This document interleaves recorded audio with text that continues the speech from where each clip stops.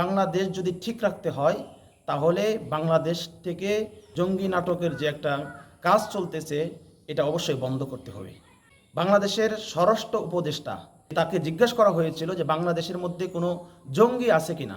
তিনি স্পষ্ট ভাষায় বলে দিয়েছে যে বাংলাদেশের মধ্যে কোনো জঙ্গি নাই।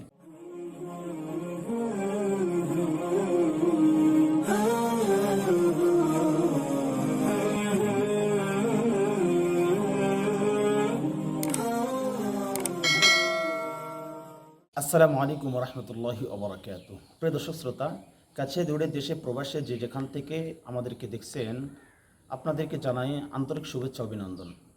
তো সম্প্রতিকালে আমরা দেখতে পাচ্ছি বাংলাদেশের যেগুলো ইসলামিক স্কলার, তাদেরকে বিভিন্নভাবে জঙ্গি নাটকে তাদেরকে গ্রেফতার করার বিভিন্ন ষড়যন্ত্র চলতেছে।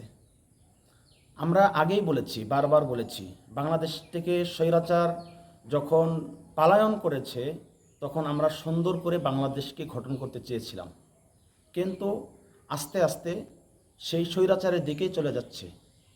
আমরা দেখতে পাচ্ছি যে বাংলাদেশের বড় বড় স্কলার আসিফ আদনান, রেজাউল করিম আবরার সহ আরও অনেকের নামে দেখলাম যে জঙ্গি নাটকের বিভিন্ন মামলা দেওয়া হয়েছে। তো বাংলাদেশে এইভাবে যদি বড় বড় স্কলারদেরকে জঙ্গি নাটকে সাজানো হয়, এটা কিন্তু বাংলাদেশের জন্য বড় ভালো কিছু বয়ে আনবে না। আস্তে আস্তে বাংলাদেশকে একটা সংঘাতের দিকে নিয়ে যাওয়া হচ্ছে।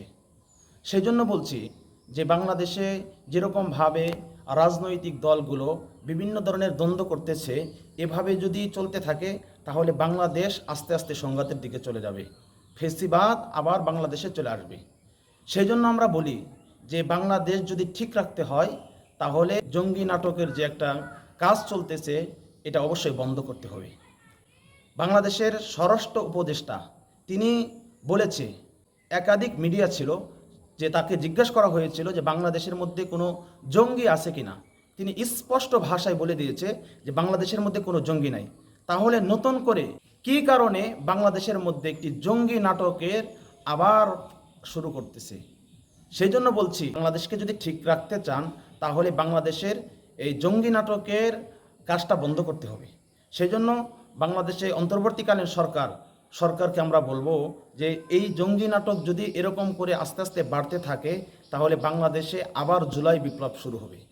আস্তে আস্তে দেখা যাচ্ছে যে বাংলাদেশ ওভাবেই চলছে যে যখনই যে যত বড় স্বৈরাচার হবে, ছাত্র জনতা তারা রাস্তায় নেমে আসবে, সেই স্বৈরাচারকে উৎখাত করে বাংলাদেশ আবার সেই নতুন বাংলাদেশ গঠন করবে। সেই জন্য বলছি যে বাংলাদেশ থেকে এই জঙ্গি নাটক সব কিছু বন্ধ করতে হবে এবং কি দাওয়াতি কাজ, যারা বড় বড় স্কলার যারা দাওয়াতির ময়দানে কাজ করতেছে, দাওয়াতি ময়দানে কাজ করার জন্য তাদেরকে সুযোগ করে দিতে হবে।